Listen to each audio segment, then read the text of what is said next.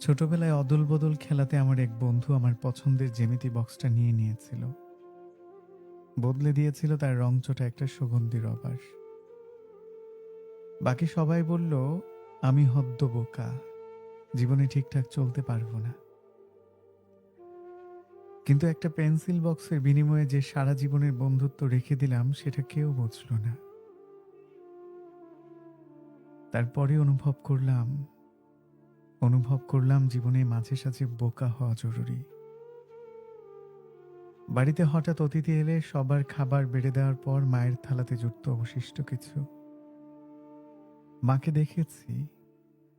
দেখেছি সেটা তৃপ্তি ভরে খেয়ে অসম্ভব বোকামিতে ১০০ জ্বর নিয়ে আবার উনুনের সামনে গিয়ে দাঁড়াতেন।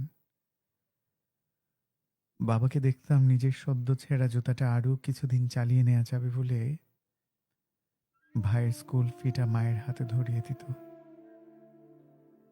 এসব বোকা বলেই হয়তো সম্ভব। যেতে হবে জেনেও প্রেমিকার চোখ দুটোই সেবার কি মারাত্মক অপেক্ষা দেখেছিলাম। জাপটে ধরে আমার শরীরের গহীন গহ্বরে মিশিয়ে দিয়েছিল তার শরীরের ওম কান্না সমর্পণ।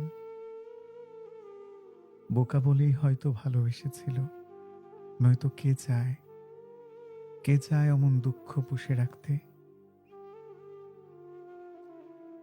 আমাদের চারপাশে প্রচুর বোকা মানুষে ভরা, অথচ তাদের বোকামি বেঁচেই যে আমাদের হৃৎপিণ্ডে বসন্ত নামে, তুমুল খরায় বৃষ্টি এসে আবার সবুজে ভরে যায়, তা কেউ বুঝতে পারে না, কেউ না।